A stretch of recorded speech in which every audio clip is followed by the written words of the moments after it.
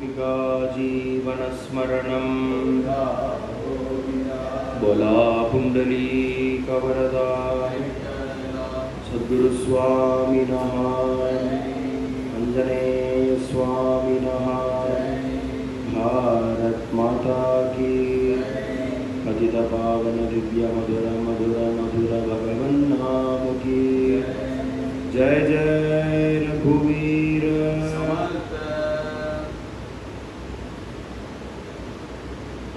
शुक्लांबरधरं विष्णुं शशिवर्णं चतुर्भुजं प्रसन्नवदनं ध्यायेत् सर्वविघ्नोपशान्तये। गुरुब्रह्मा गुरुर्विष्णुः गुरुदेवो महेश्वरः गुरुस्साक्षात् परब्रह्म तस्मै श्रीगुरवे नमः। गुरवे सर्वलोकानां विषये भवरोगिणां निधये सर्वविद्यानां दक्षिणामूर्तये नमः।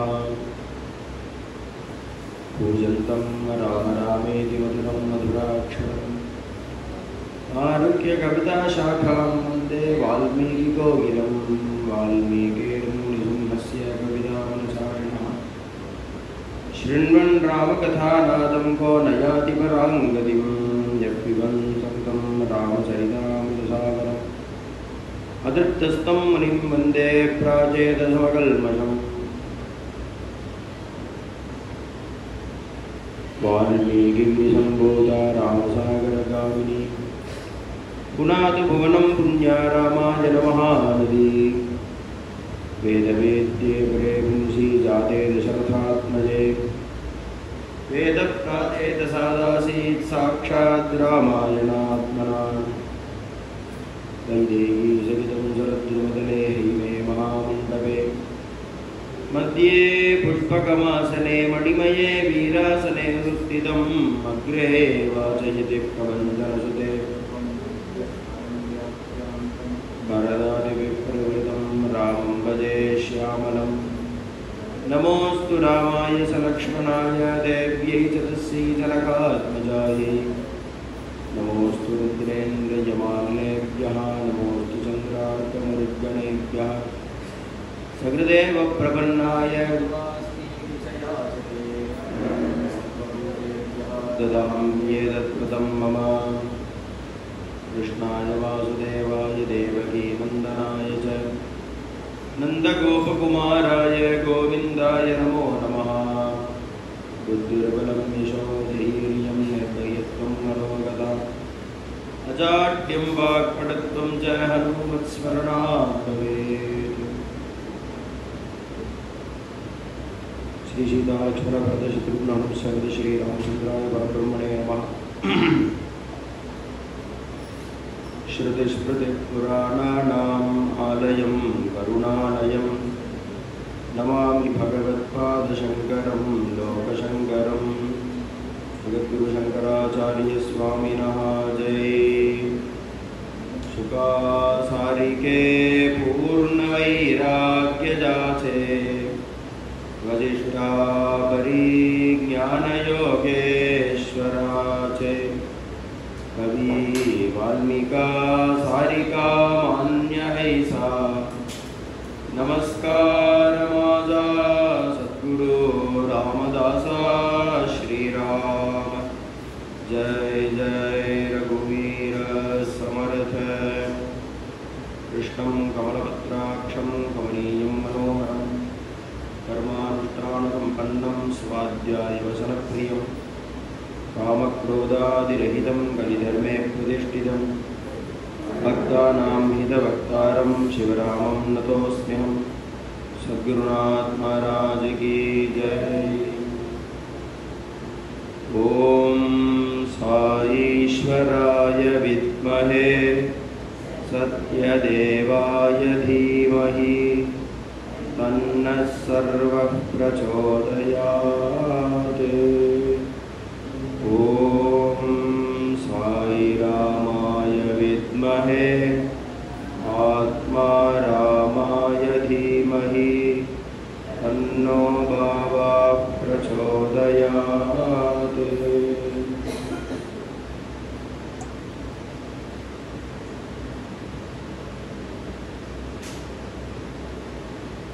इन्द्रनीलमणिसन्निभदेहं वन्द्यमानचरणं मुनिवृन्दैः लम्बमानतुलसीवनमालं चिन्तयामि सततं रघुवीरं ज्ञानवैराग्यसम्पन्नं रामभक्तिसुखप्रदं रामध्याने सदा मग्नं रामानन्दगुरुं भजे।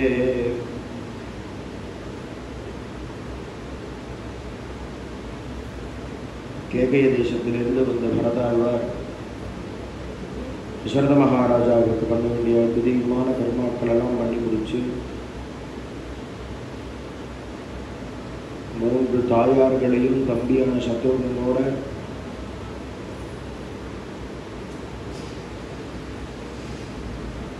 அண்ணா ராமச்சந்திரமூர்த்தி எங்க இருந்தாலும் அழைச்சிட்டு வந்து மறுபடியும் பட்டாபிஷேகம் செய்வேன் அப்படின்னு கிளம்பினா அத்தனை அயோத்தியே நகர் உடனே உத்தரவு போடுறார் பரதாழ்வார். இங்கேருந்து சித்திரகூடம் வரைக்கும் உள்ள மேடுகளெல்லாம் வெட்டி நிரவி சமம் பண்ணுங்கோ, பள்ளங்கள் எல்லாம் சமம் பண்ணுங்கோ,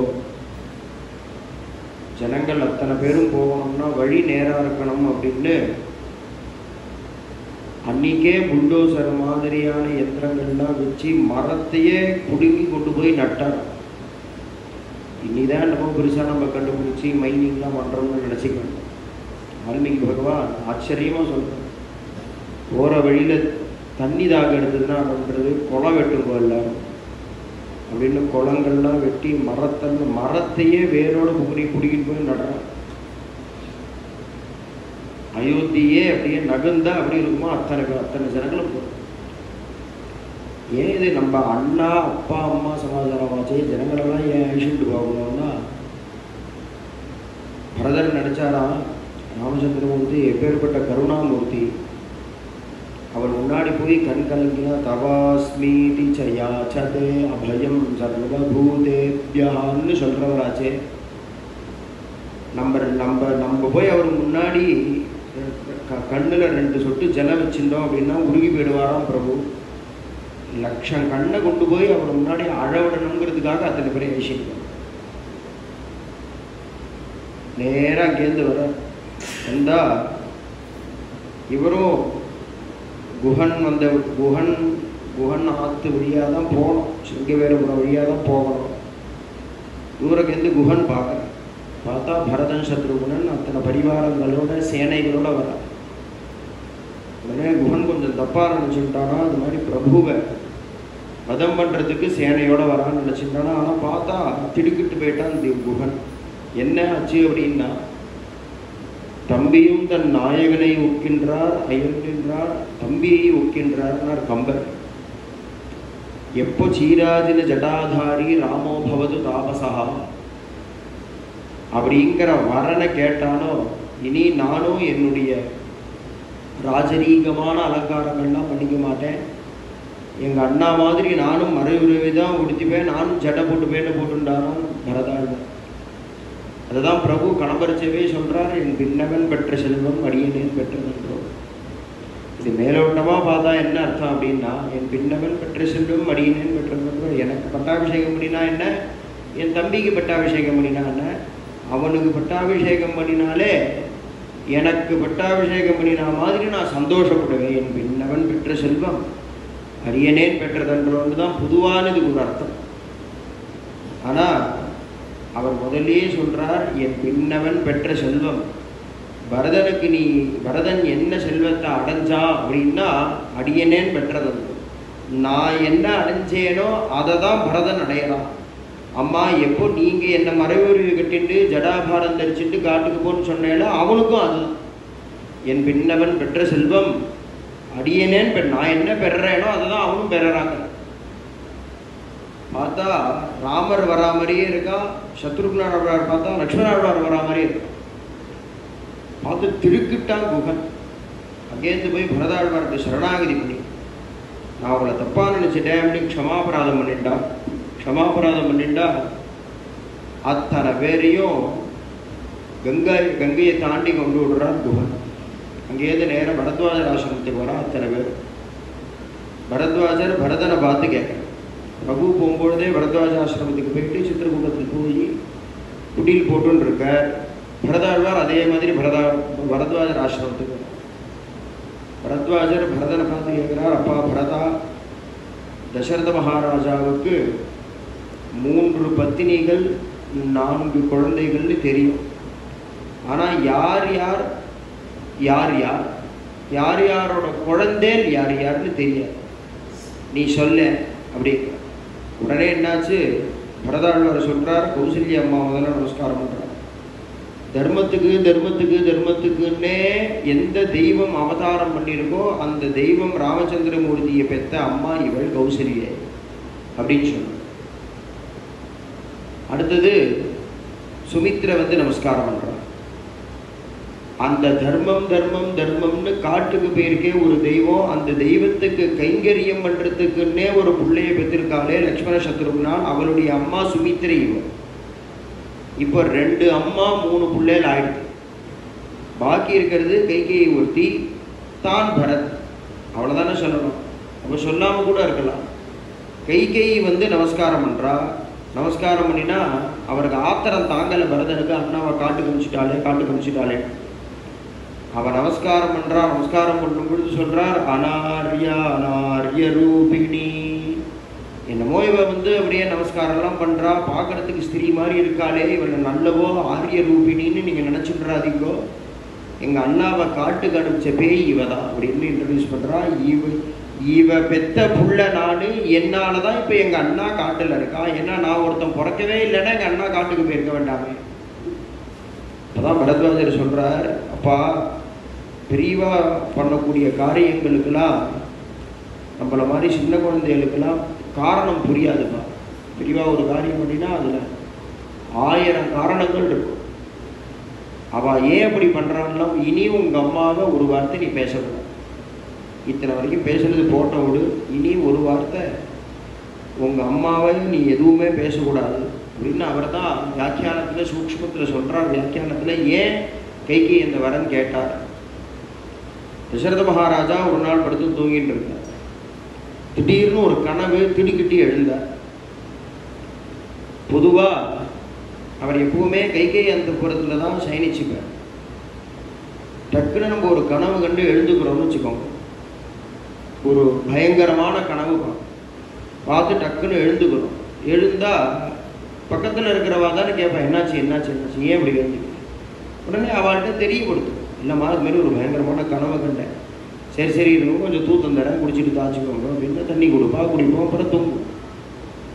ஒரு நாள் என்னாச்சு, திடீர்னு அது மாதிரி பாதி ராத்திரியில எழுந்துக்கிறார் தசரத மகாராஜா கைகேயி அந்தப்புறம். கைகேயி என்ன அப்படின்னா என்ன ஆச்சுன்னு கேட்கா. இல்லை இது மாதிரி ஒரு துஸ்வப்பனம் கண்டேன் நான் அப்படிங்கிறார் தசரத மகாராஜா. என்ன துஸ்வப்பனம் கண்டேன்னா, இது மாதிரி ஒரு துஸ்வப்பனம் கண்டேன், அதுக்கு என்ன பலன், சொப்பனங்களுக்கெல்லாம் பலன். எந்த சொப்னங்கள்லாம் அனாவசியமாக பிரம்மா எதையுமே சிருஷ்டி பண்ணல, அனாவசியம் எல்லா அவசியத்தோடு தான் சிருஷ்டி பண்ணல. சொப்னங்களுக்கெல்லாம் பலன் உண்டு. இந்த சொப்னத்தினுடைய பலன் என்ன அப்படின்னா, ராஜ்ய நாசம் ஏற்படப்போகுது, ராஜாவுக்கு ஹானி வரப்போகுது அப்படின்னு சொல்றார் தசரதர். அதை மனசுல வாங்கி வச்சுட்டா கைகேயி. உடனே ஒரு 2 மாசம் ஆச்சு. உடனே ராமருக்கு பட்டாபிஷேகம்னு இவர் ஏற்படுறாங்க. என்ன ராஜ்ய ஹானி வரப்போகுதுங்கவே, சரி நம்ம ஜனங்களை அனாதையா விட்டுட்டு போயிடக்கூடாது, நம்ம ஜனங்களுக்கு ஒரு ராஜாவை நியமனம் பண்ணிட்டு நம்ம கிளம்பணும்னு தீர்மானம் பண்ணி அவர் ராமருக்கு பட்டாபிஷேகம்னு ரெடி பண்றார்.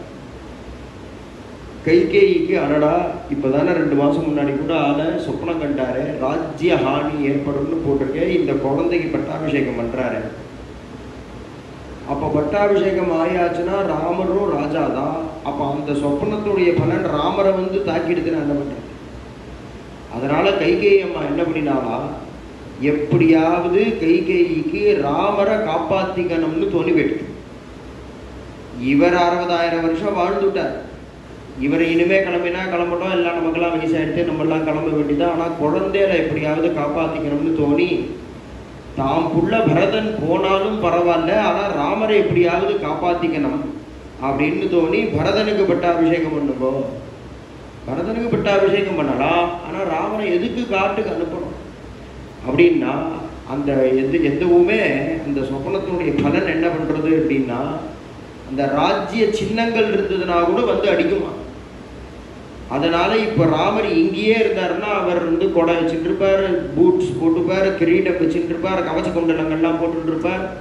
அதனால அவரையும் ராஜான்னு நினைச்சுட்டு அந்த சொப்பன பலன் துஷ்பலன் வந்து அடிச்சிருந்தனா என்ன பண்றது அப்படிங்கிறதுனால துளி ராஜ்ய சின்னம் கூட இருக்கக்கூடாது. ஜீராஜின ஜடாதாரி ராமோ பவது தாபசஹா, அவர் மரபுருவியை கட்டிண்டு குந்துமணி தங்கம் கூட சரீரத்தில் இல்லாமல் ஜடையை போட்டுட்டு காட்டுக்கு ஓடணும், நாட்டிலே இருக்கக்கூடாது. ஏன்னா அந்த சொப்பனத்தினுடைய பலன் இவன் ராஜபுத்திரன்னு தெரிஞ்சுன்னு வந்து அடிச்சிருந்தா என்ன பண்ணுறது. அதனால ராமர் காட்டுக்கு போகணும், தாம் புள்ள போனா போயிட்டு அவளுக்கு நன்னா அப்படி தாம் பிள்ளைய பணைய வைப்பாளா அப்படின்னா கைகைக்கு நன்னா தெரியுமா பரதனை பற்றி என்ன அப்படின்னா, எப்போ ராமரை இது மாதிரி சீராஜின ஜட்டாதாரியா நம்ம துரத்துறோமோ தீர்மானமா பரதனும் பட்டாபிஷேகத்துக்கு ஒத்துக்க மாட்டான். அப்ப ராமர் எவ்வழியோ அவ்வழிதான் பரதனும் இருப்பான். அதனால பரதனும் சீராஜின ஜட்டாதாரியா இருப்பான். அப்ப கிளம்புறதுங்கிறது தசரதன் மாத்திரம் தான் அந்த சொப்பன பலன்ல கிளம்ப போறார். அவரை கிளம்பினா கிளம்பட்டோம் அப்படிங்கிறதுனால இவ்வளவும் பண்ணினாலாம் கைகை. இந்த பரத்வாஜர் ஆசிரமத்துல தான் பரத்வாஜர் சொல்றார், இனியும் உங்க அம்மாவை நீ ஒரு வார்த்தை பேசக்கூடாதுப்பா அப்படின்னு சொல்லி அனுப்புகிறார். அங்கேருந்து நேராக பிரபு சித்திரக்கூட்டத்துக்கு வர. சித்திரக்கூட்டத்துக்கு வந்தால் ராமச்சந்திரமூர்த்தி உட்காந்துருக்கார். அவருக்கு அடையாளத்து 12 வருஷம் ஆச்சு அண்ணாவை பார்த்து. ராமருங்கிற ஸ்மரணையில் தானே இருக்கார். ஏன் அப்படின்னா அன்றைக்கி வாட்ஸ்அப்லாம் இல்லையோன்னு வீடியோ கால்லாம் பண்ண முடியாது. ராமருங்கிற ஸ்மரணையில் தானே இருக்கார். பார்த்து 12 வருஷம் ஆகிடுது. இவர் அங்கேருந்து வந்து தாடி மீசையுமா யாரோ ஒரு ரிஷி உட்காண்டிருக்காருன்னு நினைச்சாராம் பரதர். அப்படியே பக்கத்தில் போக போக போக தான் அண்ணான்னு தெரிஞ்சுது. அவர் அண்ணான்னு தெரிஞ்ச உடனேயும் அந்த ரூபத்தில் அவரை பார்த்ததில்லை அப்படிங்கிறதுனால உடனே கண்ணில் தாரதாரியாக ஜலம் வருது. கண்ணு ஃபுல்லாக ஜலமாக ரொம்பி இன்னும் 10 அடி போனோம் ராமர்கிட்ட. அந்த ஜல ரொம்பினதுனால பிரபு கிட்டக்க இருக்கிற மாதிரி தெரிஞ்சு 4 அடி முன்னாடியே அண்ணான்னு கீழே விழுந்துட்டான். இவர் பரதாழ்வார் விழுந்த வேகத்தில் 4 அங்குலம் பூமி உள்ள போயிடுத்து. அவர் எப்படி விழுந்தாரோ அப்படி உள்ள போயிடுதான் பூமி. உடனே பிரபு ஓடி வந்து வாரி அணைச்சி கட்டி மடியில் உட்காந்து வச்சுட்டு குழந்தைங்கிற இப்போ ராமாயணம் கேட்கும் பொழுது ராமர் அண்ணா, பரதன் தம்பி, லக்ஷ்மணன் தம்பி நம்ம சொல்கிறோம். ஆனால் யதார்த்தம் என்னன்னா அண்ணா தம்பி தான், அதில் சந்தேகம் இல்லை. ஆனால் யாருக்கும் 10 வருஷம் 5 வருஷம் வித்தியாசம் இல்லை. கார்த்தால ராமச்சந்திரமூர்த்தி அவதாரம் பண்ணுறார். அன்னைக்கு சாயந்தரம் புஷ்ய நட்சத்திரம் வந்துடுறது பரதாழ்வார் அவதாரம். மறுநாள் கார்த்தால ஆயில்யம் வந்துடுறது லக்ஷ்மண நட்சத்திரம். ஒரே நாள் தான். 4 குழந்தைகள் 3 நாளில் கூட பிறக்கல. ஒரே நாள் டிஃபரன்ஸ். கார்த்தால பிரபு அவதாரம் பண்ணுறார், அன்னைக்கு சாயந்தரம் பரதாழ்வார் அவதாரம் பண்ணுறார், மறுநாள் கார்த்தால லக்ஷ்மண சத்ருக்னா அவதாரம். இவ்வளவுதான் வித்தியாசம். ஆனால் இவ்வளவு வித்தியாசத்தில் அவர் அண்ணாங்கிறார், இவர் தம்பிங்கிறார். குழந்தைங்கிறார் தம்பியை. மடியில் உட்காந்து வச்சுட்டு கச்சித் சர்க்கம்னு ஒரு சர்க்கம். அப்பா பரதா, ஏண்டா தனியாக வந்த இங்கே நீ? இப்போ நீ பாட்டு இங்கே வந்துட்டியே, அப்பாவை காணுமே, அப்பா எங்கே? உடனே அப்பதான் பரதாழ்வார் சொல்றாரு, தாம் சம்ஸ்மரன் அஸ்தமித பிதா தே. அண்ணா, அப்பா உங்களை நினைச்சுட்டே காலமாயிட்டார். ராமா ராமா ராமான்னே காலமாயிட்டார். அப்பதான் பிரபு வேதாந்தம் சொல்றாரு. ஏன்னா அனவசரத்தில் வேதாந்தம் பேசக்கூடாதுன்னு சாஸ்திரம்.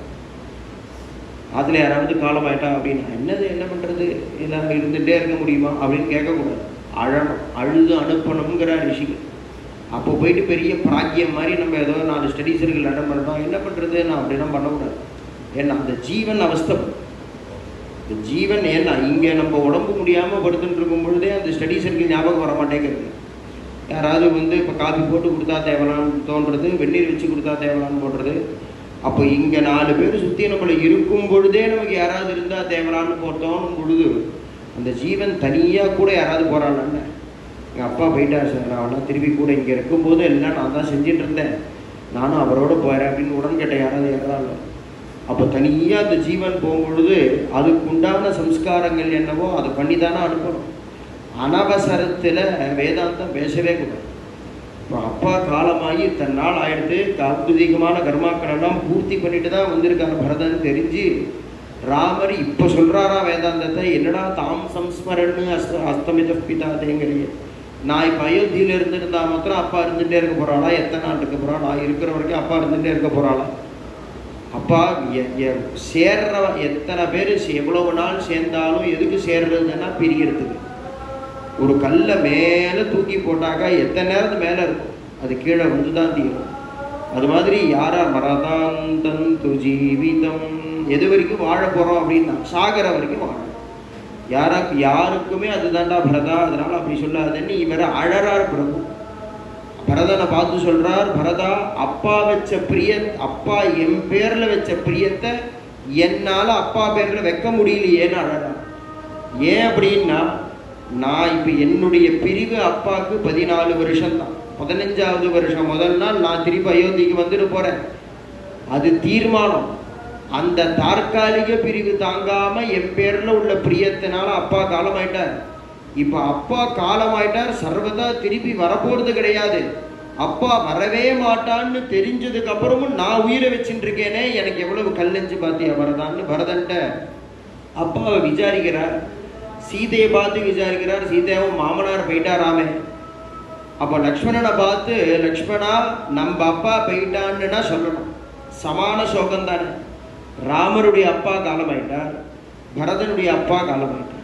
அப்போ லக்ஷ்மணனுடைய அப்பா வந்தானே காலமாயிட்டார். ஆனால் லக்ஷ்மணனை பார்த்து தன்னை சேர்த்துக்கவே இல்லையா பிரபு. லக்ஷ்மணா நம்ம அப்பா காலமாயிட்டான்னு சொல்லலை. லக்ஷ்மணனை பார்த்து என்ன சொல்றாரு அப்படின்னா, ஹே லக்ஷ்மணா பித்ராஹீனோ சி லக்ஷ்மணா, அப்பா இல்லாத பிள்ளையா போயிட்டீங்கிற.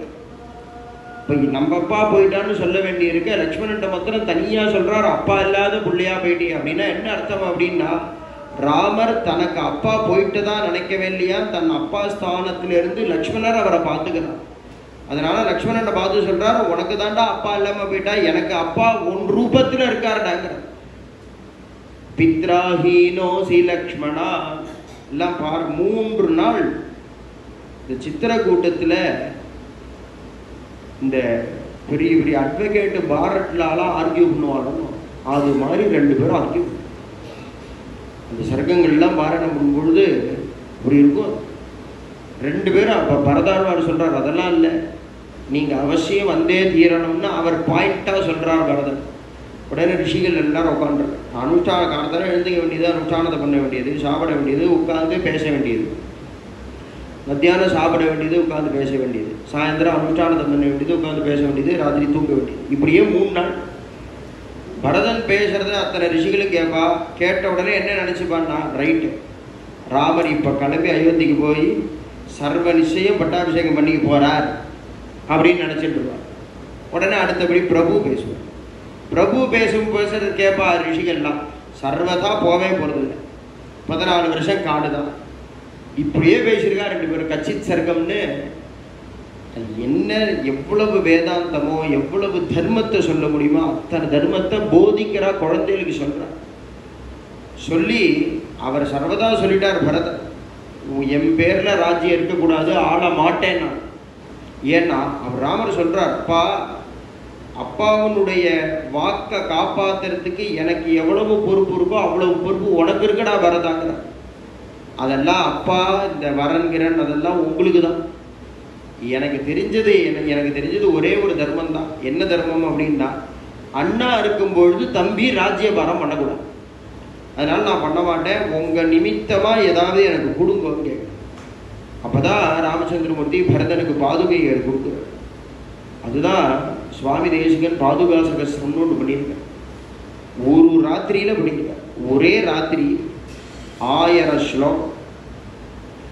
ஒரு ராத்திரி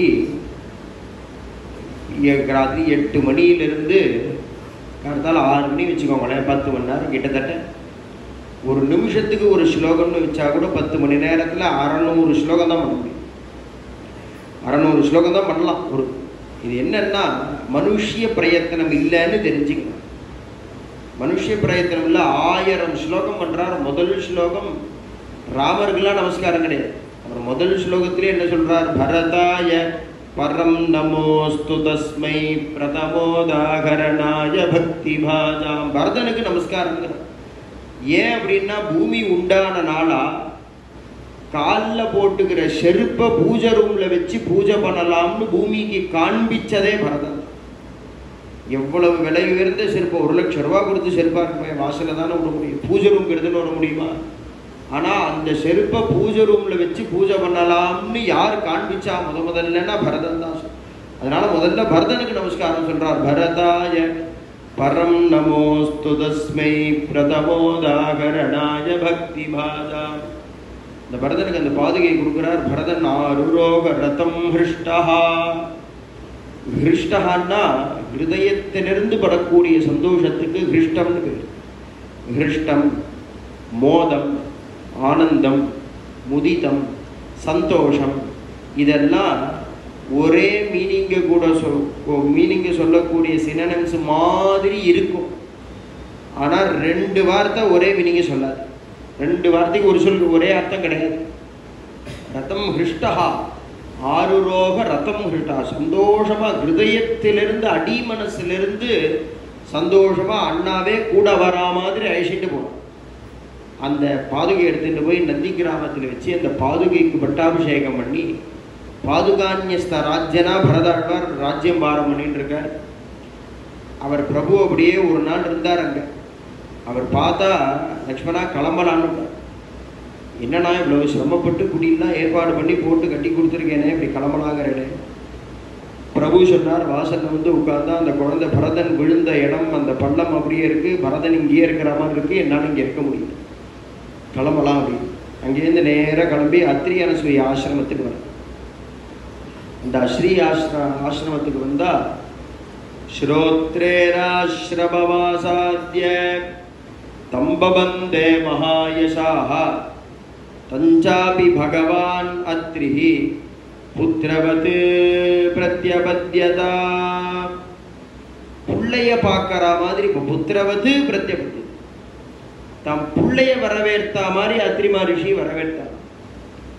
ஏன் புள்ளைய இங்க வரவேற்றார்னாக்கா, இங்கதான் வியாக்கியானக்காரர் தத்தாத்திரேயர் அவதாரத்தை சொல்றார்.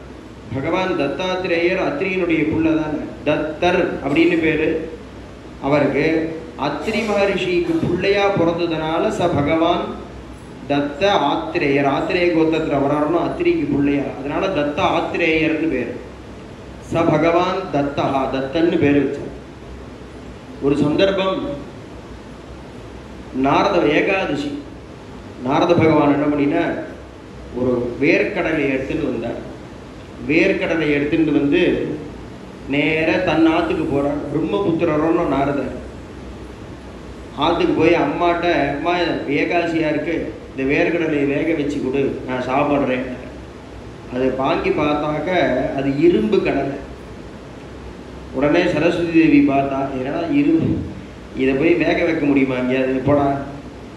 உடனே நாரதர் சொன்னார், பதிவிரதையா இருந்தால் வேக வச்சு தரலாம்.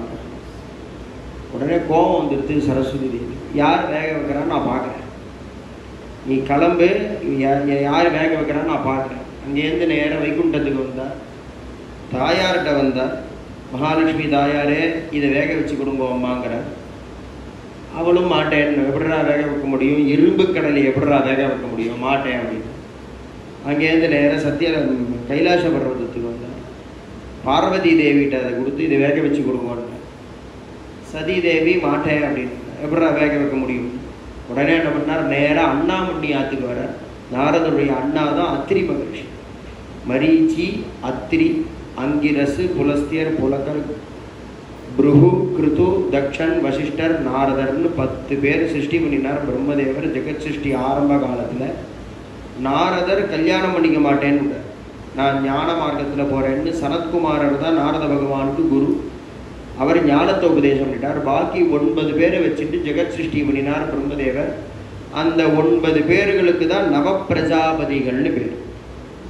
இன்னைக்கு பூமியில் எத்தனை கோடி மனுஷன் இருக்காலும் பூமி பூரா எத்தனை கோடி மனுஷன் இருக்காளோ அத்தனை பேரும் இந்த 9 பேர்லேருந்து வந்தவா தான்.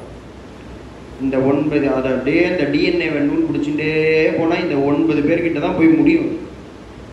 அதில் 2வது அவதாரம் மரீச்சி முதல்ல அவதாரம் பண்ணுறார். அடுத்தது அத்திரி அவதாரம். அந்த அத்திரி நாரதருக்கு அண்ணா. அதனால் அங்கேருந்து அண்ணாத்துக்கு போனார். அண்ணாத்துக்கு போய் மண்ணி இந்த கடலையை வேக வச்சு கொடுங்கோலேன்னா, அதனால் என்னடா வேக வச்சு தரண்டா குழந்தைங்கிறாங்க அனசூய. அனசூய யாரு அப்படின்னா மனு சதரூபை அப்படின்னு பிரம்மதேவரால் டைரக்டாக சிருஷ்டி பண்ணப்பட்ட மனுஷியா, பிறந்தவா இல்லை. அதனால தான் அவருக்கு ஸ்வயம்புவ மனுன்னு பேர். வாத்து மாமிக்கு சதரூபா அப்படின்னு பேர். அவளுக்கு முதல்ல 3 பொண்கள் பிறக்கிறா, அப்புறம் 2 பிள்ளைகள் பிறக்கிறா. அதனால தான் இன்றைக்கி நம்ம சொல்கிறோமோ சீமந்த புத்திரி என்ன விசேஷங்கிறோம். ஏன்னா முதல்ல பிரம்மதேவரால் சிருஷ்டிக்கப்பட்ட மனுஷியனுக்கு முதல்ல பிறந்தது ஸ்திரீ தான். பெண் குழந்தைகள் 3 பெண் குழந்தைகள், ஆகூதி, தேவகூதி, பிரசூதின்னு பேர். அதில் தேவகூதி அம்மாவுக்கும் பிரம்மாவனுடைய நிழல்லேருந்து ஒருத்தர் உண்டாரார். அவருக்கு கர்தம பிரஜாபதினு பேர். அந்த அம்மாவுக்கும் அவருக்கும் அவதாரம் 9 பொண்கள் அவதாரம் பண்ணுறார். அதில் ஒருத்தி தான் அனசூய அம்மா. அவளை அத்திரி மகரிஷிக்கு கல்யாணம் பண்ணி கொடுக்குறார். நாரதருக்கு மன்னி. அதனால் என்ன குழந்தை நான் கட்டி தரேனே அப்படின்னு எடுத்துன்னு போயிட்டான். எடுத்துன்னு போய் பாண்ட்லி வச்சு தண்ணி ஊற்றி அந்த இரும்பு கடலையே போட்டால் அது ஏதோ கொஞ்சம் 1/2 மணி நேரம் எரிஞ்சுது போல் இருக்கு அடுப்பு. நேராக உள்ளே போனால் அத்திரி மகரிஷனுடைய கமண்டலு எடுத்துன்னு வந்து அந்த ஜலத்தை ஊற்றினா அந்த கடலை வெந்துடுது. அவர் தபோபலத்தினால அந்த கடலை வெந்துடுது. இவர் வெந்த சாப்பிட்றேன் வேக வச்சு கொடுந்தானே கேட்டார். சாப்பிட வேண்டியதானே, அதை சாப்பிடல. அங்கேருந்து எடுத்துகிட்டு நேராக சத்தியலோகத்துக்கு போனார். சரஸ்வதி அம்மா வாணிம்மா வித்யா வேக வச்சுட்டேன். ஏன்னா மாட்டு பொண்ணை பற்றி மாமியார்கிட்ட சொல்கிறேன். அறா வேக வச்சுது பதிவிரத்தையால் வேக வைக்க முடியும்னு நான் சொன்னேன்னு அனசூய பண்ணி வேக வச்சு கொடு. அங்கே மூட்டினார். அங்கேருந்து நேர வைகுண்டத்துக்கு வந்தார். தாயார்கிட்ட வித்யா கடலை வெந்துடுத்து. உடனே அங்கேருந்து நேர கைலாசபுரத்துக்கு வந்தார். பார்வதி தேவி வித்யா கடலை வெந்துடுத்து. உடனே 3 தேவிகளும் மீட்டிங் போட்டார். எப்படியாவது அனசூயனுடைய பாதிவிரயத்தை பங்கம் பண்ணணும். இதெல்லாம் யதார்த்தமாக கேட்கக்கூடாது. எப்பவுமே எல்லா விஷயங்கள்லையுமே சாரம்னு ஒன்று இருக்கும், சாரதரம்னு ஒன்று இருக்கும், சாரதமம்னு ஒன்று. சாரதமத்தை தான் எடுத்துக்கணுமே தவிர சாரதரத்தையும் விடணும், சாரத்தையும் விடணும், அசாரத்தையும் விடணும்.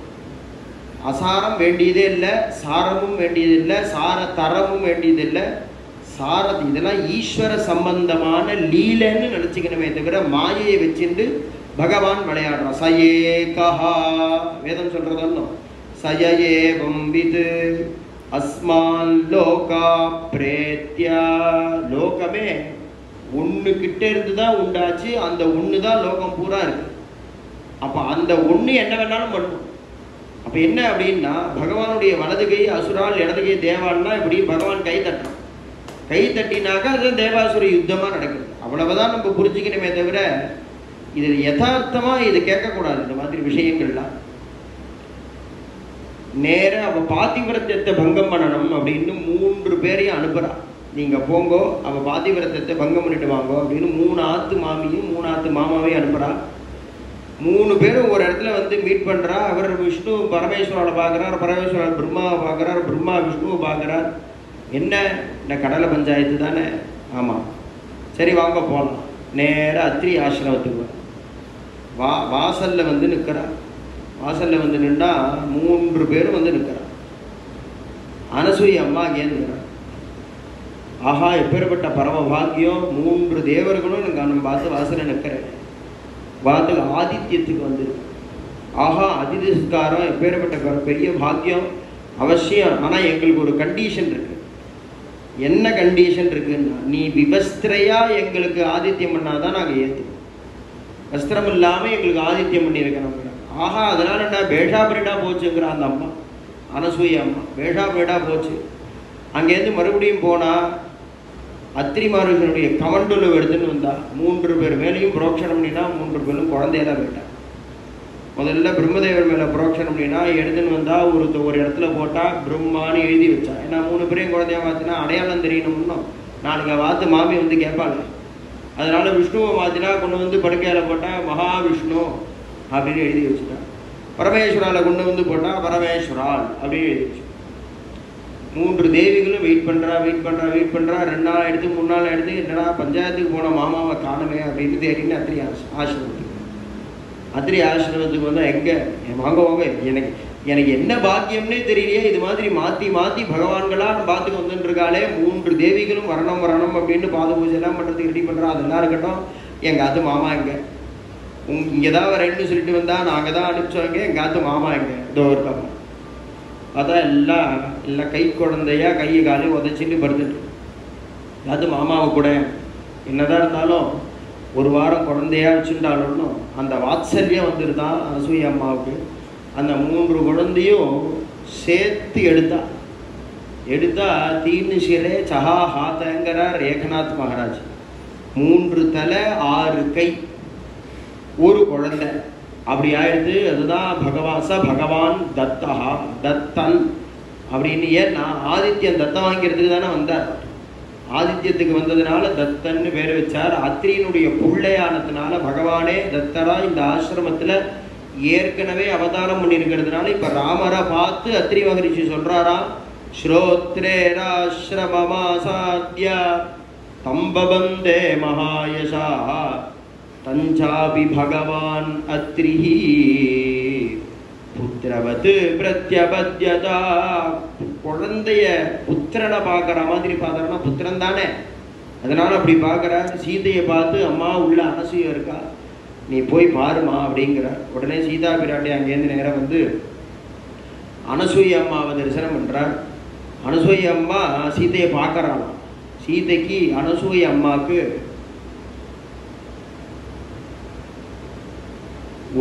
ஒரு சதுர்யுகம் அப்படின்னா கிட்டத்தட்ட 50 லட்சம் வருஷம். கிருதயுகம், திரேதாயுகம், துவாபர யுகம், கலியுகம்னு 4 யுகம் இருக்கே, அதுக்கு ஒரு சதுர்யுகம்னு பேர். அதில் கிட்டத்தட்ட 50 லட்சம் வருஷம் அந்த ஒரு சதுர்யுகத்துக்கு. யுகானாம் 72 சதுர்யுகம் முடிஞ்சதுன்னா ஒரு மன்வந்தர காலம். நம்ம சங்கல்பத்தில் சொல்கிறோம் ஒன்றும் வைவஸ்வத மன்வந்தரே அப்படின்னு சொல்கிறோமே. இப்போ 7வது இந்த அண்டகட்டாகத்தில் இந்த பூமி சிருஷ்டியாகி 7வது மன்வந்தரம் நடந்துட்டு. ஒரு மன்வந்தரத்துக்கு 72 சதுர்யுகம். ஒரு சதுர்யுகத்துக்கு 50 லட்சம் வருஷம். 50 லட்சம் இன்ட்டு 72 35.5 கோடி வருஷம், கிட்டத்தட்ட ஒரு மன்வந்தர காலம். ஸ்வாயம்புவ, ஸ்வாரோஜிஷ, உத்தம, தாமச, ரைவத, சாக்ஷுஷன்னு 6 மன்வந்தரம் பூர்த்தியாகி இப்போ வைவஸ்வதன்னு 7வது மன்வந்தரம் நடந்துட்டு. அப்போ 35.5 கோடி இன்ட்டு 6 ஏற்கனவே முடிஞ்சு போயிடுச்சு.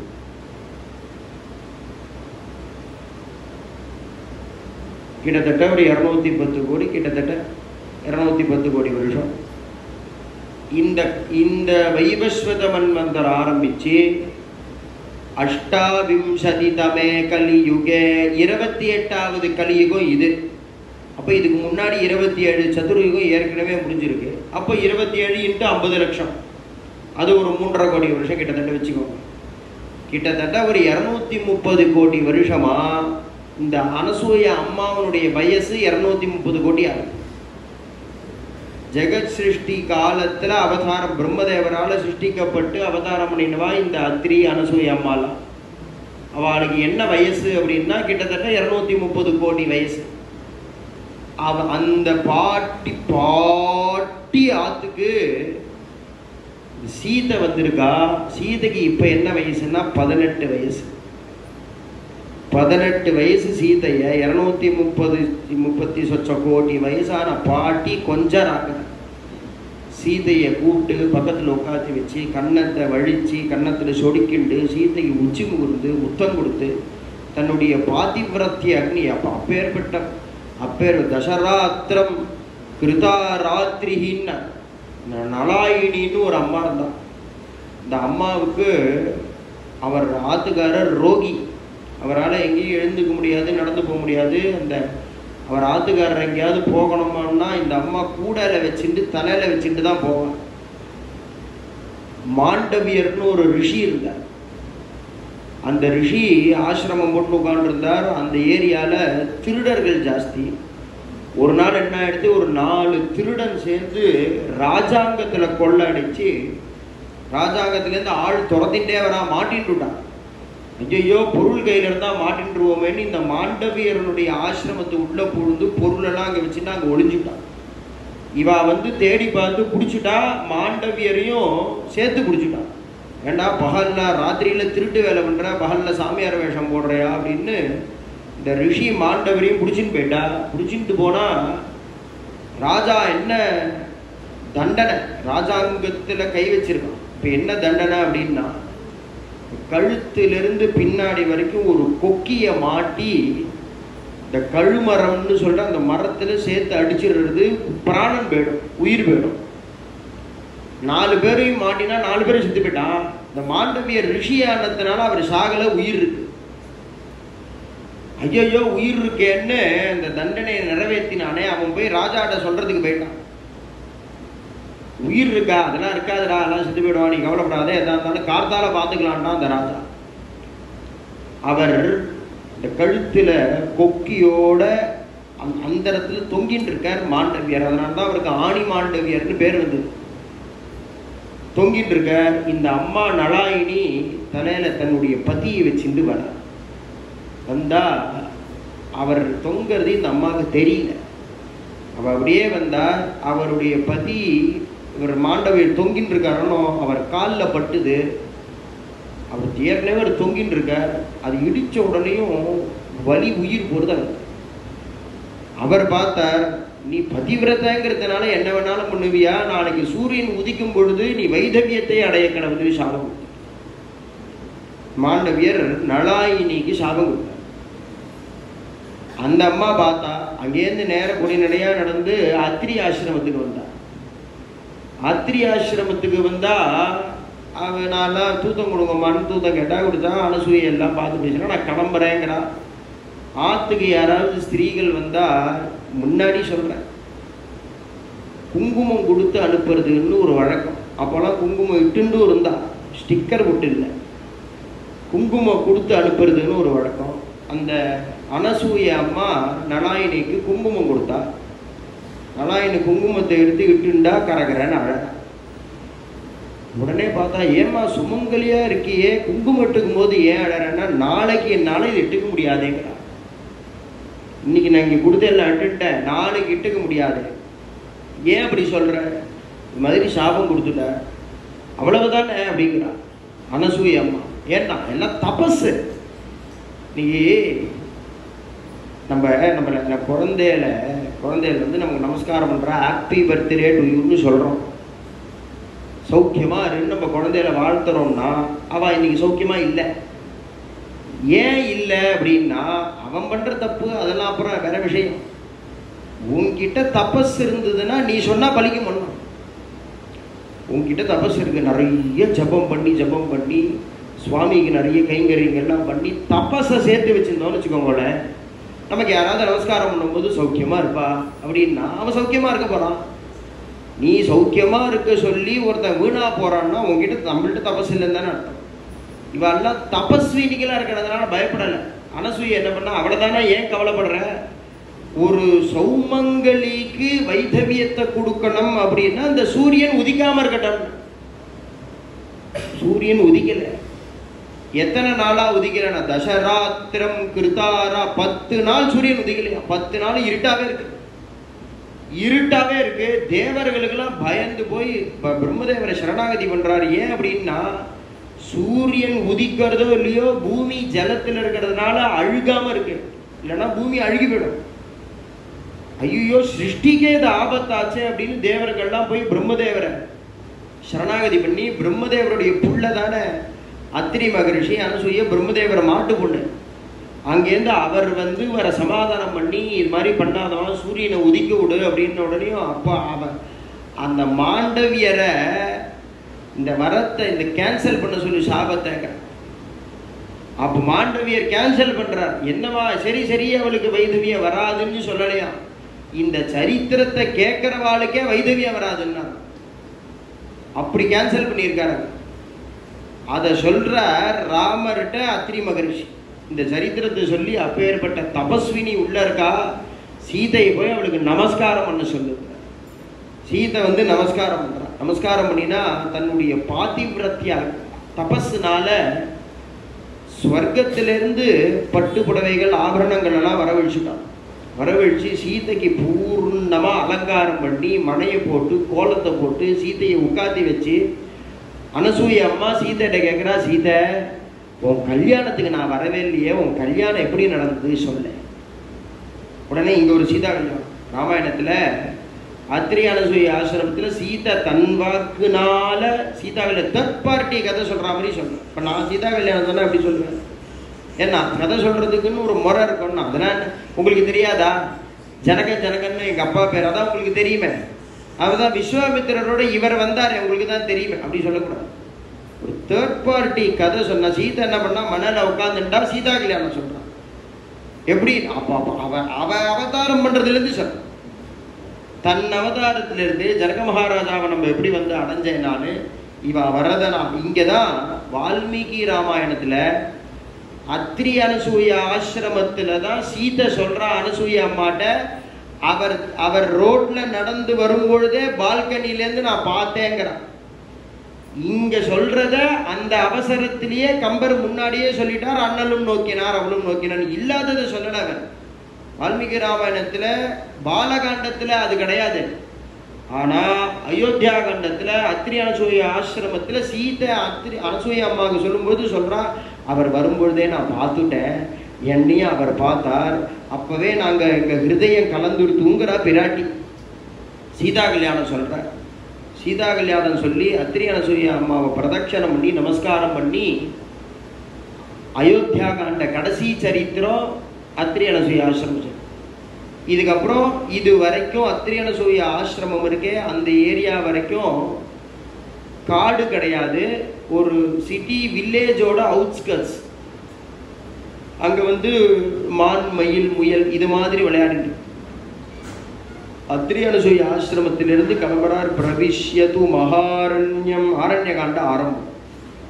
பிரவிஷ்யது மகாரண்யம் தண்டகாரண்யமாத்மவான் ததர்ஷ ராமோ துர்தர்ஷஹ தாபசாஸ்ரம மண்டலம். அந்த மகாரண்ய பிரவேசம் அடர்ந்த காடு, கோரவனம்னு பேர்.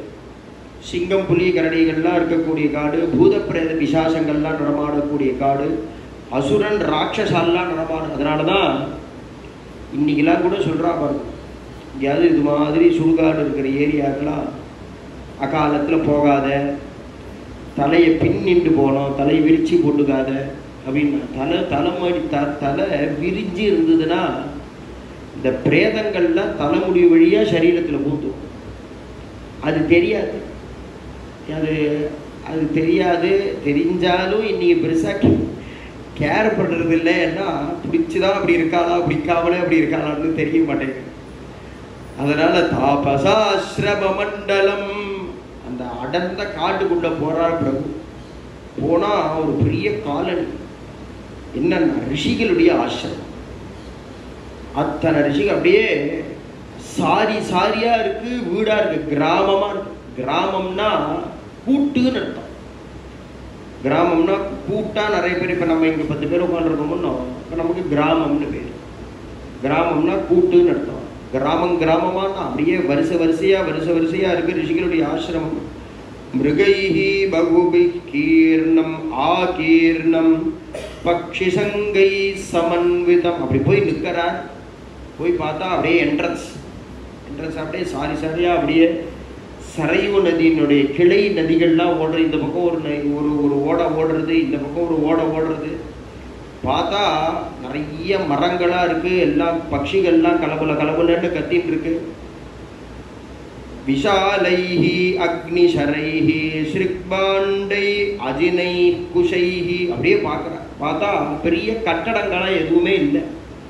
எல்லாம் ஓலை குடிசைகளாக இருக்குது. எல்லா ராத்துலேயும் திண்ணை இருக்குது வாசலில். அந்த திண்ணையில பார்த்தா எல்லா ராத்துலையும் ஏதோ இப்போ பிரம்மச்சாரி பசங்க சமிதாதனம் பண்ணுறது, கல்யாணம் ஆனவா உபாசனம் பண்ணிட்டு இருக்கா, யாகம் பண்ணிட்டு இருக்கிறவா அக்னிஹோத்திரம் பண்ணுறா, எல்லா இடத்துலையும் புகையிறது. ஏதோ ஒரு அக்னி பகவான் வைஸ்வானரர் இருந்துகிட்டே இருக்கார். மிருக்பாண்டைஹி எல்லா இடத்துலையும் பார்த்தா அங்கங்கே பெருசு பெருசாக சைஸ் வாரியாக மண்ணு குடங்கள் இருக்குது, மடக்குகள்லாம் இருக்குது, பஞ்சபாத்திர உத்திரணிகள்லாம் இருக்குது. அஜினைஹி ஒரு திண்ணையிலையும் 20, 30 அப்படின்னு நிறைய மான்தோல்லாம் அடுக்கியிருக்கா. குஷைஹி கட்டுக்கட்டா 2 முழத்துல, 1.5 முழத்துல, 1.25 முழத்துல, 1 முழத்துலன்னு தனித்தனியாக ஆஞ்சி கட்டுக்கட்டா நிறைய தர்பைகள்லாம் வச்சிருக்கா. பார்த்தா எப்படி இருக்கு அப்படின்னா மனசு அப்படியே ரம்யமாக இருக்கான். பிராமியா லக்ஷ்மியா சமாவிருதம். பார்த்தாலே தபசு தான் நர்த்தனம் பண்றதா. அப்பேற்பட்ட இடத்துக்கு பிரபு வரார்.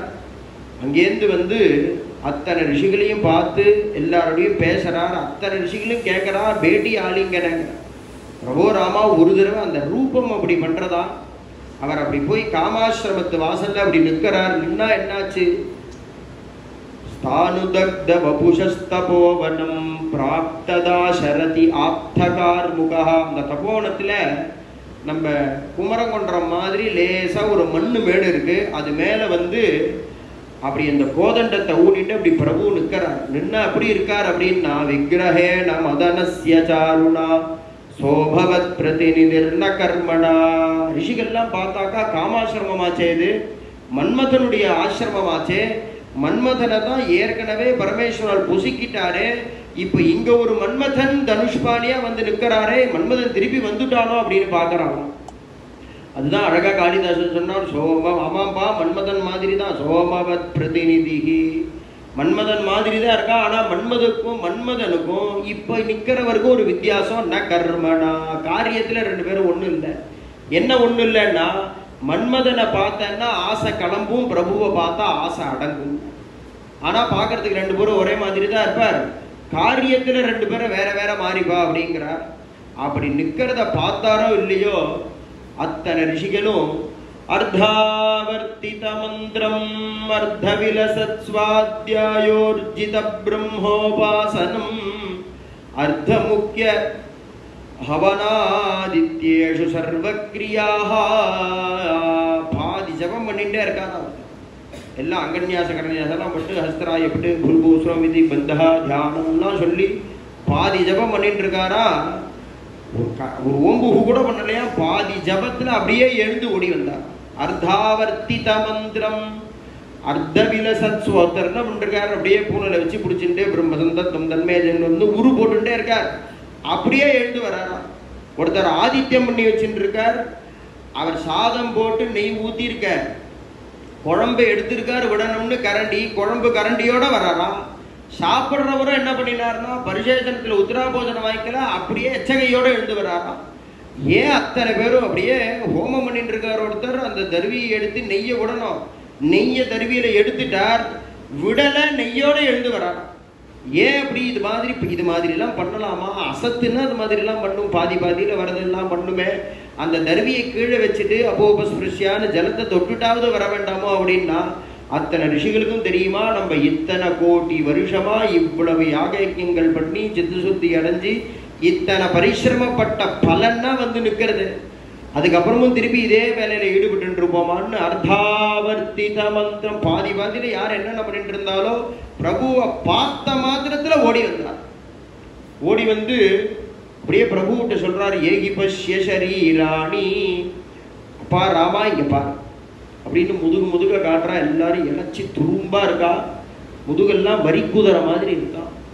என்னப்பா என்ன ஆச்சு அப்படின்னு பிரபு கேட்கிறார். அத்தனை ரிஷிகளும் சொல்றாரு, தொப்ப இது என்ன தெரியறதா, மாமிச எலும்பு மலை பக்கத்துல ஜனஸ்தானம்னு ஒரு இடம் இருக்கு.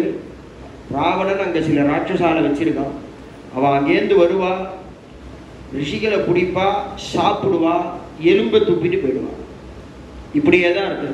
நீங்கள் தான் ரிஷிகளாச்சே, தபஸ்விகளாச்சே, ஒரு ஹும் அப்படின்னு ஹுங்காரம் பண்ணினா அவெல்லாம் பொசுக்கி போயிடுவாளேன்னா அவளை பொசுக்கிறதுக்காக நாங்கள் தபஸ் பண்ணுறோம். ராமா, நீ ராஜாவா இருக்கியே, உன் வேலை இல்லையா எங்களை பாதுகாக்க வேண்டியது? நாங்கள் தபஸை செலவழிக்கிறதுக்காகவா சம்பாதிக்கிறோம்?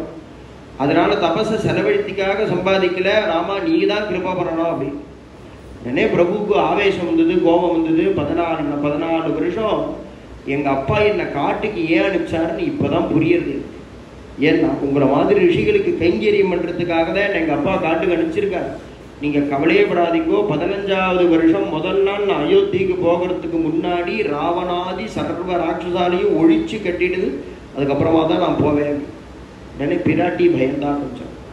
பிராட்டி தனியாக பிரபு ஐஷிட்டு போய், நாதா, 3 அபச்சாரத்துக்கு வழியே இல்லை, பிராயசித்தம் இல்லைன்னு ரிஷிகள் சொல்கிறார். என்ன 3 அபச்சாரம் அப்படின்னா, பொய் சொல்கிறது. பொய் சொன்னால் அதுக்கு பிராயசித்தம் கிடையாது. நீங்கள் சொப்னத்துலேயும் பொய் சொல்ல மாட்டேன்னு அது எனக்கு தெரியும். 2வது பரஸ்திரீ கவனம். உங்கள் சொப்பனத்தில் நீங்கள் பரஸ்திரீ கவனம் பண்ண மாட்டேங்கிறது அதுவும் எனக்கு தெரியும். 3வது அபவாதம் என்ன அப்படின்னா, நம்ம கிட்ட வம்புக்கு வராத வாழ்கிட்ட நம்ம சண்டைக்கு போகணும். நம்ம கிட்ட வம்புக்கு வராத வாழ்கிட்ட நம்ம சண்டைக்கு போகக்கூடாது. அந்த அபவாதம் வந்ததுன்னா நீங்கள் என்ன உங்களுக்கு சம்பவிக்குமோன்னு நான் பயப்படுறேன். உடனே பிரபுவுக்கு கோபம் வந்துடுது. யாரை பார்த்து இந்த மாதிரி நீ பேசுகிற? அவள்கிட்ட வம்புக்கு போகிறது, நம்ம கிட்ட வம்புக்கு போகிறதுன்னு தனியா? அவ எந்த தைரியத்துலையும் இங்கே தபஸ் பண்ணுறா? நாட்டில் ராஜான்னு ஒருத்தர் இருக்கான், அவன் பார்த்துப்பா, நம்ம கண்ணு மூடின்னு உட்காரலாம் அப்படிங்கிற தைரியத்தில் தானே அவள் கண்ணு மூடின்னு உட்கார்றா. அப்போ ரிஷிகள்கிட்ட வம்புக்கு போகிறதுங்கிறது வேற, என்கிட்ட வம்புக்கு வருதுங்கிறது வேறையா? இது பாரு பிராட்டி, அவளுக்கு கொடுத்த சத்தியத்தில் நான் என்னை இழந்தாலும் இழப்பேன், துவாம்பா சீதே உன்னை இழந்தாலும் இழப்பேன், லக்ஷ்மணே பிச்சா லக்ஷ்மணனை இழந்தாலும் இழப்பேன், ரிஷிகளுக்கு பண்ணி கொடுத்த சத்தியத்தை மீற மாட்டேன். இவர் ஏற்கனவே சத்திய சந்தனம்னும், அதனால இவர் வாயிலிருந்து வந்ததுனால இது எல்லாமே நடக்கிறது. ராவணன் பிராட்டியை எடுத்துன்னு போனான், பிராட்டியை இழந்தார். பிரம்மாஸ்திர பிரயோகம் பண்ணினார், ராமர் போனார். நாகாஸ்திரம் பட்டு லக்ஷ்மணார்வார் கீழே விழுந்தார். ஆஞ்சநேயர் சஞ்சீவி மலையை கொண்டு வந்தாரோ இவெல்லாம் போச்சு, இல்லைன்னா யுத்தத்திலே போயிருப்பார் ராமர். அப்போ என்னன்னா, இவர் வாக்கில் வந்ததுனால சர்வமும் நடக்குது. அங்கேருந்து நேர சுதீக்ஷணர் ஆசிரமத்துக்கு போகிறார். சுதீக்ஷணர் தரிசனம் பண்ணுறார். அகஸ்தியர் பிராதாவுடைய ஆசிரமத்துக்கு போகிறார். அகஸ்தியாச்சாரியனுடைய பிராதாவையும் தரிசனம் பண்ணுறார். அகஸ்தியர் ஆசிரமத்துக்கு போகிறார். அகஸ்தியர் ஆசிரமத்துக்கு போனால் உபவிஷ்டம் அப்போ எப்படி இருக்கார் அகஸ்தியாச்சாரியர் அப்படின்னா, சாயந்தரம் அக்னிஹோத்திரத்தை பண்ணிட்டு 3 அன்றி அக்னிக்கு நடுப்புற 4வது அக்னியாக உட்காந்துருக்காரா அகஸ்தியாச்சாரியர். அப்படி உட்காந்துருக்கார். பிரபு பிராட்டிகள்லாம் வரா. பிரபு பிராட்டிகள்லாம் வருமுடன் நேராக உள்ளே போகக்கூடாது. ஏன்னா நாகரீகம் தெரியணும். ஒன்றும் நேராக உள்ளே போகாமல் அகஸ்தியாருடைய சிஷ்யெல்லாம் வாசலில் இருக்கா. நான் ராமச்சந்திரன் பேர், என் பேர் பிராட்டின்னு பேர், லக்ஷ்மணன் பேர், நாங்கள்லாம் தசரத ராஜகுமாரால் அயோத்தியிலேருந்து வரோம். அகஸ்தியாச்சாரியால தரிசனம் பண்ணணும்னு ஆசைப்படுறோம். அகஸ்தியாச்சாரியால தரிசனம் பண்ணலாமா? நீங்கள் கேட்டு சொல்லுங்க. உடனே அங்கேருந்து அந்த சிஷ்யன் வந்து அகஸ்தியாச்சாரியால்கிட்ட இது மாதிரி வந்திருக்கான்னு உடனேயும் ஏண்டா அவரை நிறுத்தினேன்னு கேட்குறேன். ஏண்டா அவர் நிறுத்தினா? அவர் வரத்துக்கு தாண்டா இத்தனையும் பண்ணிட்டு இருக்கோம், அவர் அனுப்பு உள்ள ஸ்வஸ்தமாக அவர் உள்ள வரட்டும். உடனே பிரபு பிராட்டி லக்ஷ்மணாழ்வார் 3 பேரும் உள்ள வரார். அக்னிஹோத்திர சாலையில் பார்த்தா பிரம்மதேவர் உட்காண்டிருக்கார், பகவான் விஷ்ணு உட்காண்டிருக்கார், பரமேஸ்வரால் உட்காண்டிருக்கார், மகாகணபதி உட்காண்டிருக்கார், முருகன் உட்காண்டிருக்கார், இந்திரன், யமன், அருணன், அக்னி அத்தனை பேரும் உட்காண்டிருக்காங்க அக்னிஹோத்திர சாலை. ஏன் அப்படின்னா அக்னி ஆராதனை அவ்வளவு முக்கியமாக சொல்றாருன்னு ரிஷிகள் தான். சாயையாவானஸ்சவை தேவாஹ ராதர்யாவானஸ்சாக்னிஹோத்ரகம் கிருஹமாகச்சந்தி. சர்வ தேவர்களும் அக்னி கர்மா நித்தியம் பண்ணிட்டு இருக்கிறவாள் ஆத்துக்கு கார்த்தாலையும் சாயந்தரமும் வராங்கிறது வேதம். அக்னி அதனால தான் ஷண்மதத்தை ஸ்தாபனம் பண்ணினார் பகவத்பாத ஆச்சாரியர். அவரை அனுசரித்து தானே அத்தனை பேரும். நீங்கள் நமக்கு கிடைக்கக்கூடிய புஸ்தகங்கள்லேயே எவ்வளவு மதம் வேணாலும் இருக்கட்டும், அத்தனை பேரும் ஆச்சாரியால் அனுசரித்து தான். ராமானுஜராகட்டும், மத்வாச்சாரியாலாகட்டும், அது அடையிற வழியில தான் துவைதம், அத்வைதம், விசிஷ்டாத்வைதம்னு அடையிற வழியில தான் பேதமே தவிர ஞானம் அடையணும், ஞானத்தினாலதான் மோட்சம் அப்படிங்கிறதுல யாருக்கும் அபிப்பிராய பேதம் கிடையாது. எப்படி அடையலாம் அப்படிங்கிறதுல தான் பேதம். இதை விட ஒருத்தர் ட்ரெயினில் போங்கிறார், ஒருத்தர் பஸ்ஸில் போங்கிறார், ஒருத்தர் ஃப்ளைட்டில் போங்கிறார், அவ்வளோதானே விஷயம். தவிர ஞானம் அடைஞ்சாகணுங்கிறதுல யாருக்கும் அபிப்பிராய பேதம் கிடையாது. முதல்ல 6 ஷண்மதத்தை ஸ்தாபனம் பண்ணார் பகவத்பாத ஆச்சாரியா. கானாபத்தியம் பிள்ளையார நமஸ்காரம் பண்றது, கௌமாரம் முருகனை நமஸ்காரம் பண்றது, சைவம் பரமேஸ்வரால் பக்தா, வைஷ்ணவம் மகாவிஷ்ணு பக்தால், சாக்தம் அம்பாள் பக்தால், சௌரமானம் சூரிய பக்தால். இது மாதிரி ஷண்மதத்தை ஸ்தாபனம் பண்ணினவர் பஞ்சாயத்தன பூஜைன்னு பூஜையில் 5 தான் வச்சார். கானாபத்தியம், சாக்தம், வைஷ்ணவம், சௌரியம், சைவம், இந்த 5 தான் பூஜைக்கு, நித்திய பூஜைக்கு. அப்போ கௌமாரம் முருகனை விட்டுட்டாரு. ஏன் முருகனை விட்டுட்டார் அப்படின்னா, அப்பா முருகருக்கு தனியா பூஜைங்கிறது ஒண்ணு கிடையாது, நீ அக்னியில எதெல்லாம் போடுறியோ அதெல்லாம் முருகனுக்கிட்ட. அதனாலதான் எல்லா ஆசிரமத்துக்கும் அக்னி உண்டு. பிரம்மச்சரிய ஆசிரமமா நீ சுயதானம் பண்ணு, கிரகஸ்தாசிரமமா உபாசனம் பண்ணு, யாகம் பண்ணினியா நீ அக்னிஹோத்திரம் பண்ணு. அப்ப என்னன்னா, அக்னி முருக பீஜமா இருக்கிறதுனால அக்னியில எது போட்டாலும் அத்தனை தேவதைகளையும் அங்க தரிசனம் பண்றாரா ராமச்சந்திரமூர்த்தி. ஏன் அப்படின்னா, அவர் அப்பதான் அக்னிஹோத்திரம் பண்ணி பூர்த்தி பண்ணியிருக்காரு. இன்னும் உபஸ்தானம் பண்ணணும், அகஸ்தியாச்சாரியால உட்கார்ந்துருக்காரு. அங்கேருந்து ராமச்சந்திரமூர்த்தி அகஸ்தியாச்சாரியால வந்து பார்த்து தரிசனம் பண்ணி பிரதட்சணம் பண்ணி நமஸ்காரம் பண்ணினார். அக்னியோட சேர்த்து அகஸ்தியாச்சாரியால பிரதட்சணம் பண்ணி 5 பிரதட்சணம் பண்ணி 3 நமஸ்காரங்கள் பண்ணி கையை கூப்பிட்டுக்கிறார். ராமா, உன்னைதான் எதிர்பார்த்துட்டு இருந்தேங்கிறார் அகஸ்தியாச்சாரியா. உடனே அந்த விஷ்ணு தனுசை எடுத்து ராமர்கிட்ட கொடுக்குறார். பரசுராமர்கிட்ட இருந்து வாங்கின அந்த விஷ்ணு தனுசை அகஸ்தியாச்சாரியால் ராமர்கிட்ட கொடுக்குறார். நீ ராமர் நடந்து வரும்பொழுதே லட்சுமணர்கிட்ட சொல்றாராம், லட்சுமணா, இந்த இடம், இந்த ஆசிரமம் எவ்வளவு ஏகாந்தமா இருக்கு, சௌக்கியமா இருக்கு, சொச்ச காலம் நான் இங்கேயே இருக்கலாம்னு நினைச்சிட்டு இருக்கேன், அகஸ்தியரோடையே இருக்கலாம்னு நினைச்சிட்டு இருக்கேன் அப்படின்னு ராமர் சொல்றார். உடனே அகஸ்தியர் சொல்றார், வந்தவர ராமா, உன் மனசு உன் ஹிருதயம் என்னன்னு எனக்கு தெரியும், ஆனா நீ இங்க இருக்கக்கூடாது, நீ இன்னும் உள்ள போக்குற டீப். ஏன்னா நீ வந்தவா, நீ பாட்டி இங்க இருந்துட்டு இப்படியே முடிச்சுட்டு போயிட்டேன்னா ராவணன் இருந்துட்டே இருப்பான், அவதார காரியமே முடியாது. அதனால உன் ஹிருதயம் என்னன்னு எனக்கு தெரியும்பா, உனக்கு இந்த ஆசிரமத்தினால இடம் இல்லை, நீ கிளம்புங்கிறார் அகஸ்தியர் ராமர். நீ வந்து தரிசனம் பண்ண வரைக்கும், தரிசனம் கொடுத்த வரைக்கும் போறோம், நான் உன்னை நன்னா தரிசனம் பண்ணிட்டேன், நீ கிளம்பு அப்படிங்கிற. உடனே வாங்கிட்டார். அகஸ்தியர் ஆசிரமத்திலிருந்து கொஞ்சம் தூரம் நடந்து வர வானளாவி நிற்கக்கூடிய ஒரு பெரிய கழுகு. உடனே தனுஷை எடுக்கிறார் ராமச்சந்திரமூர்த்தி. உடனே அந்த கழுகு சொல்லிட்டு, அப்பா ராமா, உன் பேர் தான் ராமனா, நீ தான் தசரதன் பிள்ளையா, அவன் தம்பி லக்ஷ்மணனா, இவதான் உங்க ஆத்துக்காரிசி, என் ஃபுல் டேட்டா நீங்க சொல்றேன்னா, அப்பா என் பேர் ஜட்டாயுசுன்னு பேரு, நான் உங்க அப்பா தசரதனுடைய ஃப்ரெண்டு, நீ வனவாசமா வரேன்னு நான் கேள்விப்பட்டேன், அதனால இங்க உனக்கு வனத்துல ஒரு அப்பா இருக்கா, அது நான் நீ நினைச்சுக்கோ. நீ 14 வருஷம் வனவாசத்துல இருக்கிற வரைக்கும் நீ இருக்கிற இடத்துலயே தான் நான் சுத்தி வந்துட்டு இருப்பேன்.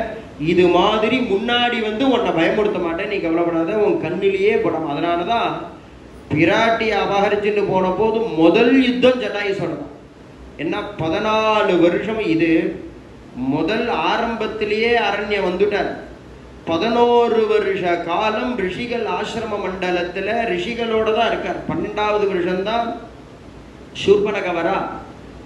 அது வரைக்கும் ஜட்டாயுசு இவா எங்க இருக்காளோ இவா கண்ணில் படாம இவாளை பார்த்துட்டே இருக்கா. காட்டு உள்ள நுழையும் போதே ஜட்டாயுச தரிசனம் பண்ணிட்டார். உடனே ஜட்டாயுச பிரதட்சணம் பண்ணி நமஸ்காரம் பண்ணி, எங்க அப்பா போகலன்னு நான் நினைச்சுக்கிறேன், எங்க அப்பா உங்க ரூபத்துல என் கூட இருக்காருன்னு நான் நினைச்சுக்கிறேன் அப்படின்னு அங்கேருந்து நேரம் வரார்.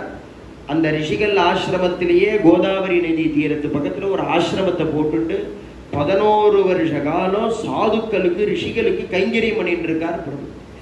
அந்த சாதுக்கள் ரிஷிகளுக்கு கைங்கரியம் பண்ணின பலன் தான் 11 வருஷம் பிரபு கைங்கரியம் பண்றார். அந்த தர்மத்தினுடைய பலன் பின்னாடி 3 சைபரை சேர்த்து 11,000 வருஷம் அவரை ராஜ்யபாரம் பண்ணும்படியா பண்ணிட்டு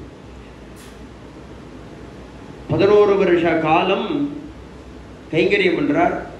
12வது வருஷம் பிரபு உட்கார்ந்து ஏகாந்தமா தபஸ் பண்ணிட்டு இருக்கார். கார்த்தால சந்தியாவனம் பண்றார்.